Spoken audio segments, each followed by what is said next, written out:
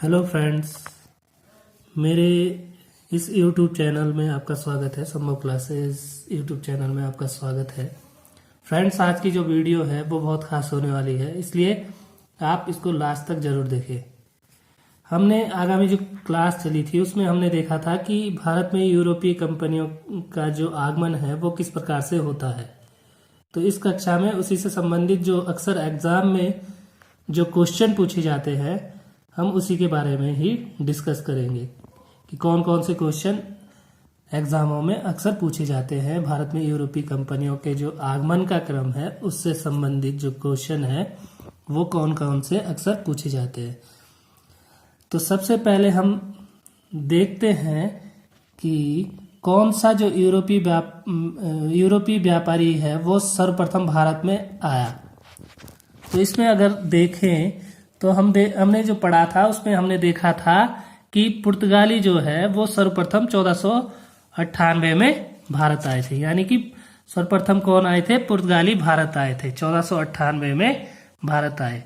तो इनमें से अगर हमें एक विकल्प चुनना है तो इनमें से इन चारों में से पुर्तगाली ही उपयुक्त विकल्प होगा। दूसरा जो क्वेश्चन है वो है फ्रांसीसियों का प्रभुत्व भारत में किस युद्ध के उपरांत समाप्त हो गया। तो फ्रेंड्स, हमने देखा था कि वांडीवाश का जो युद्ध है उसमें फ्रांसीसी अंग्रेजों से पूरी तरीके से हार जाते हैं और भारत में उनका जो प्रभुत्व है वो समाप्त हो जाता है। तो इसका जो आंसर होगा वो होगा वांडीवाश। तीसरा क्वेश्चन है कि अंग्रेजों के भारत आने का क्या मंतव्य था। तो उसका आंसर बनता है, शुरू में जब ईस्ट इंडिया कंपनी की स्थापना की गई थी तो उसका जो मेन मकसद था वो था भारत से व्यापार करना। तो इसका आंसर हो गया फ्रेंड भारत में व्यापार करना। ठीक है। अब चौथा अगर हम देखें तो जेम्स प्रथम का जो राजदूत है जो जहांगीर के दरबार में आया वो इनमें से कौन था। अगर इन चारों विकल्प की हम बात करें तो इनमें से 1615 में सर टॉमस रो जहांगीर के दरबार में आता है और वो कंपनी के लिए व्यापार संबंधित छूट उनसे प्राप्त करता है। ठीक है। जबकि अगर हम प्रथम जो व्यक्ति था जेम्स प्रथम का जो दूत बन के भारत आता है वो था कैप्टन हॉकिंस। लेकिन इन चारों में से अगर बात करें तो वो सर टॉमस रो है जो कि 1615 में भारत आते हैं। ठीक है। अब कर्नाटक का जो युद्ध था वो किस किस के बीच में हुआ था। तो फ्रेंड्स, हमने देखा था कि कर्नाटक में 3 युद्ध हुए थे। कर्नाटक के जो युद्ध है वो 3 हुए थे, एक प्रथम, द्वितीय और तृतीय। प्रथम जो युद्ध था तो ये 3 जो युद्ध हुए वो अंग्रेज और फ्रांसीसियों के बीच में लड़े गए थे। अब 7वां क्वेश्चन है यहाँ पर कि अंग्रेजों को बंबई कैसे मिला। हमने देखा कि 1661 में अंग्रेजी जो सम्राट थे उस समय चार्ल्स द्वितीय, उनका विवाह किससे होता है? पुर्तगाली राजकुमारी कैथरीन से होता है। ठीक है। तो पुर्तगाली क्या करते हैं, वो दहेज के रूप में 1661 में क्या कर देते हैं, मुंबई को इंग्लैंड के जो शासक है उनको दान में प्रदान करते हैं। अब अगला क्वेश्चन है फ्रेंड, वांडीवाश की लड़ाई अंग्रेजों के साथ किसके संबंध के लिए महत्वपूर्ण थी। वो था फ्रांसीसी, जो हमने पहले भी देखा है। अगला जो क्वेश्चन है वो है अंग्रेजों ने भारत में अपनी पहली फैक्ट्री कहां पर स्थापित की। तो 1608 में जब कैप्टन हॉकिंस जहांगीर के दरबार में आते हैं तो वो क्या करते हैं, भारत के जो उस समय मुगल बादशाह थे जहांगीर, उनसे सूरत में अपनी फैक्ट्री को स्थापित करने के लिए अनुमति प्रदान करते हैं। तो इनमें से अगर देखा जाए तो सूरत में अंग्रेजों ने अपनी पहली फैक्ट्री क्या करा, स्थापित करी थी। ठीक है। अगला क्वेश्चन है फ्रेंड, अंग्रेजों ने मद्रास का पट्टा कहाँ के शासक से प्राप्त किया था। तो 1600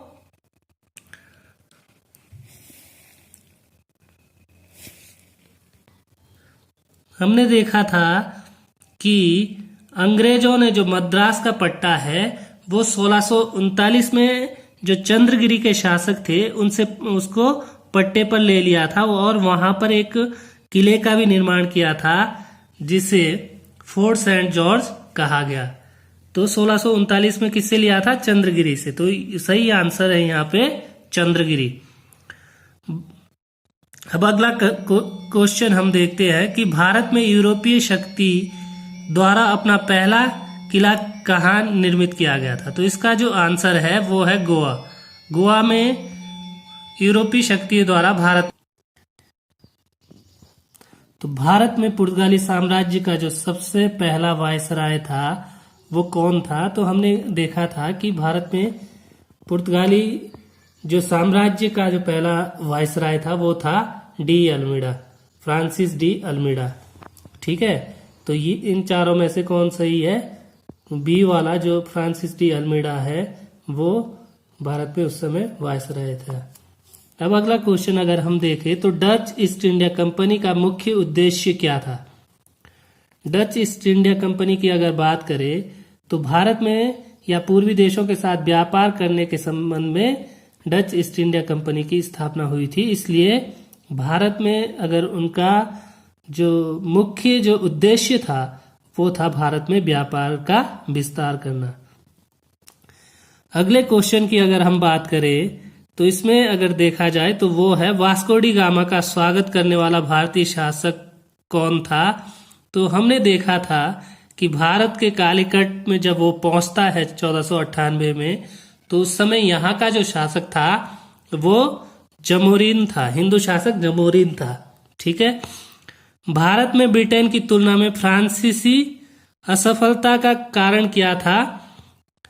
तो अगर इस संबंध में देखा जाए तो भारत में जो ब्रिटेन की तुलना में वो फ्रांसीसी असफलता का जो वो था अल्प राजकीय सहयोग, यानी कि फ्रांसीसी जो कंपनी थी वो एक सरकारी उपक्रम था, यानी कि सरकारी कंपनी थी, वो सरकार के अधीन थी, जबकि ब्रिटिश ईस्ट इंडिया कंपनी जो थी वो एक प्राइवेट कंपनी थी। अगला क्वेश्चन, भारत में डचों की व्यापारिक पराजय का क्या कारण था? वो थे कमजोर जो उनकी सामुद्रिक शक्ति है वो उनके भारत में पराजय का सबसे प्रमुख कारण था। ठीक है, अब अगले क्वेश्चन की अगर हम बात करें कि निम्नलिखित में व्यापारियों के आगमन को क्रमबद्ध कीजिए कि कौन कौन से व्यापारी सबसे पहले आए फिर उसके बाद कौन आते। क्रमबद्ध तरीके से अगर हम देखें, हमने पढ़ा था कि पुर्तगाली सबसे पहले आते हैं, फिर डच 1498 में पुर्तगाली और 1595-96 में डच, फिर 1600 में आपका अंग्रेज आते हैं और 1664 में फ्रांसीसी आते हैं। तो इस क्रम को अगर हम देखें तो इसमें चौथा जो डी जो विकल्प है वो सही है, 2, 1, 3 और 4। अगला क्वेश्चन, फ्रांसीसियों का प्राचीनतम कारखाना कहाँ स्थापित हुआ था? तो फ्रांसीसियों का जो प्राचीनतम कारखाना है वो पांडिचेरी में स्थापित हुआ था। ईस्ट इंडिया कंपनी एवं उसके बाद बनी कंपनी का विलय कब हुआ था? वो हुआ था 1702 में। अंग्रेजों का फोर्ट विलियम जो किला था वो कहाँ स्थित था? अंग्रेजों ने एक तो फोर्ट विलियम जो किला है वो कलकत्ता में स्थापित किया था, एक किया था आपका फोर्ट सेंट जॉर्ज जो मद्रास में स्थापित किया था। तो फोर्ट विलियम जो किला है वो कहाँ पे स्थापित हुआ था? वो हुआ था कलकत्ता में। अब है अगला क्वेश्चन कि द्वितीय जो है पुर्तगाली वाणिज्यिक अभियान के नेता का नाम क्या था? तो पुर्तगाली जो द्वितीय वाणिज्यिक नेता थे वो थे अल्वारेज कैब्राल। ठीक है, जो वास्को डी गामा के पश्चात भारत आते हैं, अल्वारेज कैब्राल। बीजापुर के सुल्तान से गोवा को छीनने वाले प्रथम यूरोपीय कौन थे? तो वो थे अल्बुकर्क, जिन्हें क्या कहा जाता है? भारत में वास्तविक पुर्तगाली साम्राज्य के संस्थापक के रूप में भी इन्हें जाना जाता है। भारत में सर्वप्रथम फ्रांसीसी कंपनी किसने स्थापित की थी? तो भारत में जो सर्वप्रथम फ्रांसीसी कंपनी स्थापना का श्रेय जाता है वो कोलवर्ट को जाता है। कोरोमंडल बंदरगाह से डचों द्वारा निर्यात की प्रमुख वस्तु क्या थी? तो भारत में हमने पढ़ा था कि डचों ने मसालों के स्थान पर वस्त्र को ज़्यादा अहमियत दी थी। तो कोरोमंडल जो बंदरगाह है उससे डचों द्वारा निर्यात की जो प्रमुख वस्तु है वो थी वस्त्र, यानी कि ए ऑप्शन इसमें सही माना जाएगा। मुगल भारत में अंग्रेजी व्यापार की सर्वाधिक महत्वपूर्ण वस्तु क्या थी? मुगल भारत की अगर बात की जाए तो उस समय जो अंग्रेज सर्वाधिक मात्रा में व्यापार करते थे वो सूती वस्त्र का करते थे। ठीक है, तो उस समय जो सर्वाधिक महत्वपूर्ण वस्तु थी व्यापार की वो थी सूती वस्त्र। वास्को डी गामा कालीकट किस वर्ष पहुंचा था? तो ये सबको पता है 1498 में क्या होता है, वास्को डी गामा भारत पहुंचता है। ठीक है, 31वां क्वेश्चन है कि किसने इंग्लैंड के चार्ल्स द्वितीय को बेंग्रोजा की कैथरीन से विवाह में मुंबई दहेज में दिया था? तो वो सबको पता है, हमने अगली कक्षा में देखा था कि पुर्तगालियों ने 1661 में चार्ल्स द्वितीय को क्या किया था, मुंबई को दहेज में दिया था। पुर्तगालियों ने गोवा पर अधिकार कब किया? 1510 में बीजापुर के सुल्तान जो थे उस समय यूसुफ आदिल शाह, उससे जो पुर्तगाली गवर्नर था आपका अल्बुकर्क, उसने उससे छीना था 1510 में। तो इसका जो ऑप्शन है वो सी सही हो जाता है। निम्नलिखित में से कौन सा स्थान पुर्तगालियों के अधिकार में नहीं था? इनमें से जो वसीन है वो पुर्तगालियों के मछलीपट्टनम उनके अधिकार क्षेत्र में नहीं था। अंग्रेजों को सुनहरा फरमान कब प्रदान किया गया? हमने देखा था कि जो गोलकुंडा के जो शासक है उन्होंने 1632 में एक सुनहरा फरमान जारी किया जिसके अंतर्गत जो ब्रिटिश ईस्ट इंडिया कंपनी है उनको गोलकुंडा के बंदरगाह से 500 पैगोडा वार्षिक कर के रूप में निर्बाध रूप से व्यापार करने का अधिकार प्रदान किया गया था। भारत के किस क्षेत्र में डच लोगों ने अपनी प्रारंभिक फैक्ट्रियां स्थापित की थी?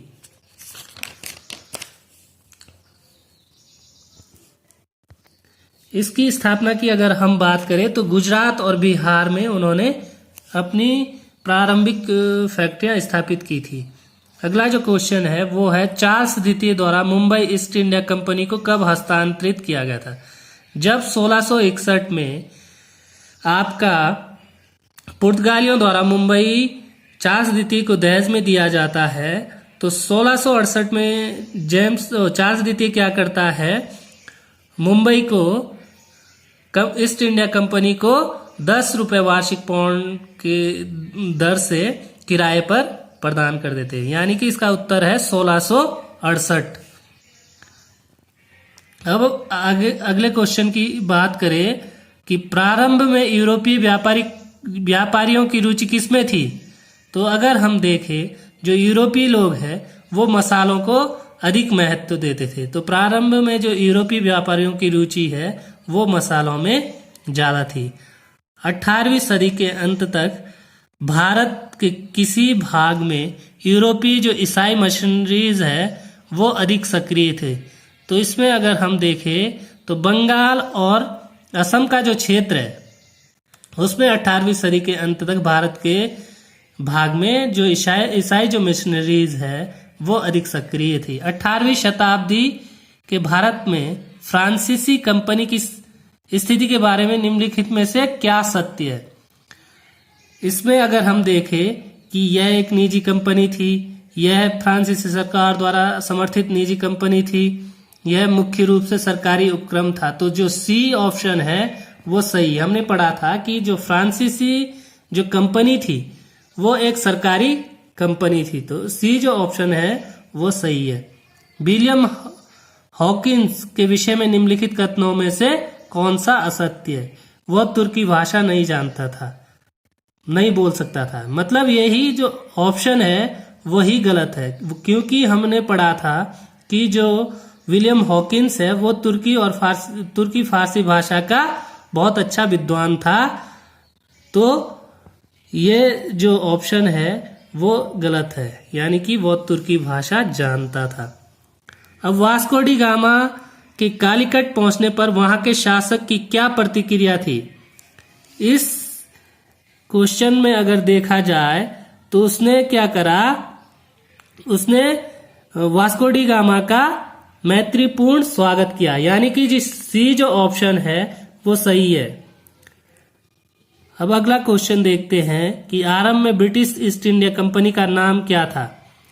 तो जब ब्रिटिश जो ईस्ट इंडिया कंपनी है उसकी स्थापना होती है, उस समय उसका नाम ब्रिटिश ईस्ट इंडिया कंपनी ना होकर दी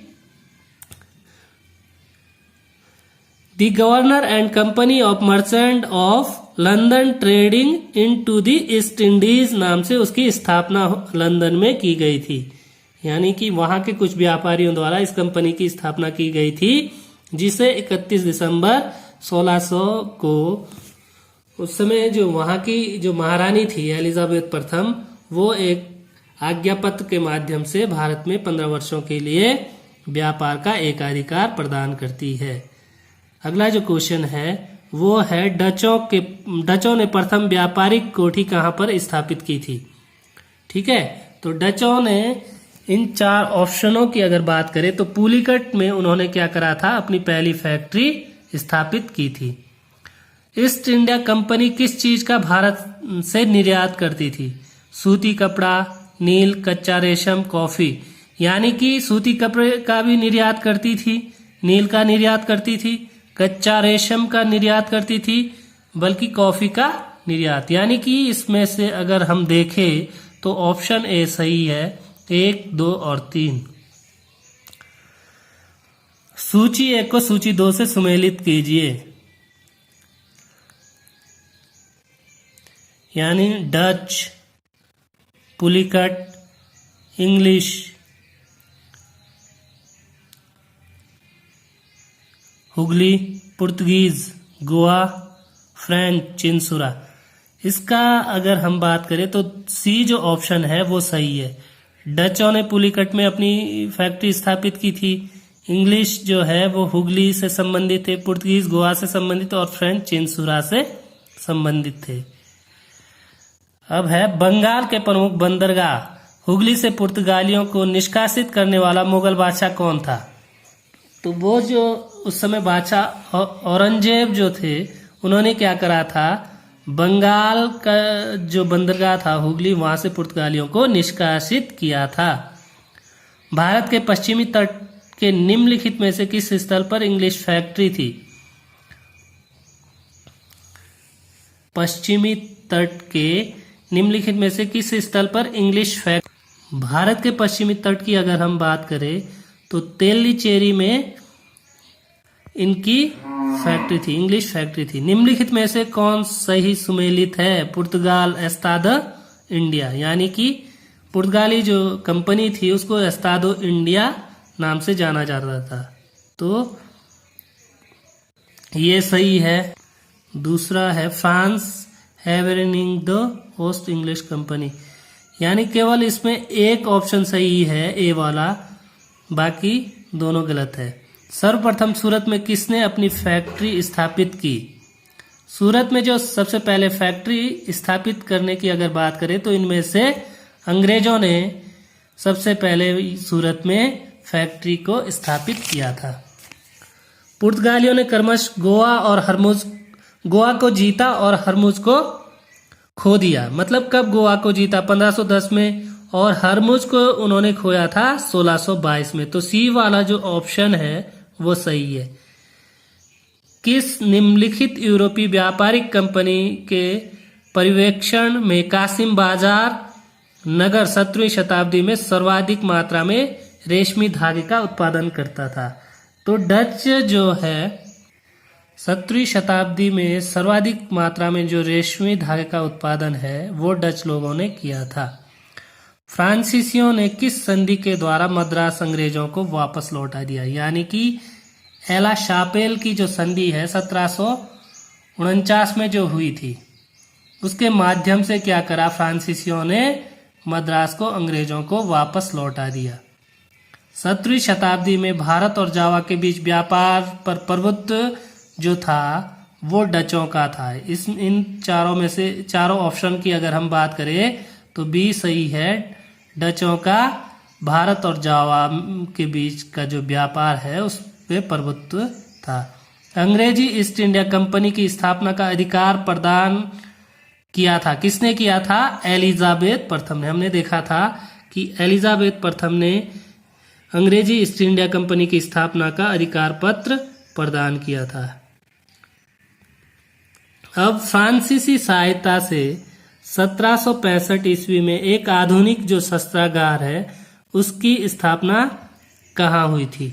तो इसकी अगर हम बात करें तो डिंडीगल में इसकी स्थापना हुई थी। बंगाल की निम्नलिखित फैक्ट्रियों में से कौन सी एक डचों द्वारा स्थापित की गई थी? इसकी अगर बात करें तो बंगाल में चिनसुरा नामक जगह पर डचों द्वारा फैक्ट्री स्थापित की गई थी।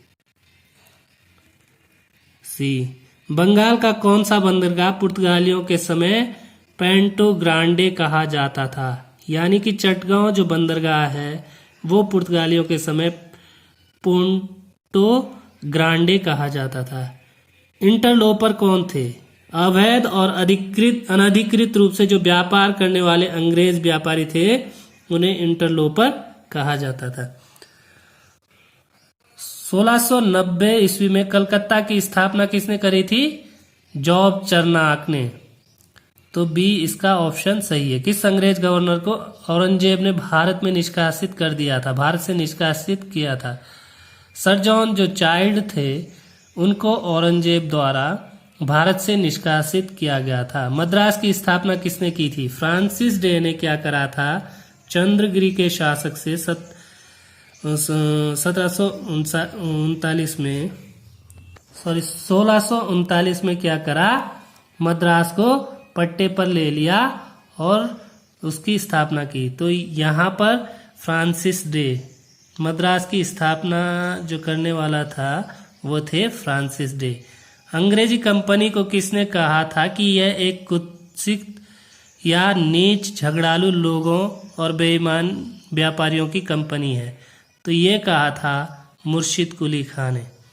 इंग्लिश ईस्ट इंडिया कंपनी का लोकप्रिय नाम क्या था? Company of merchant of London.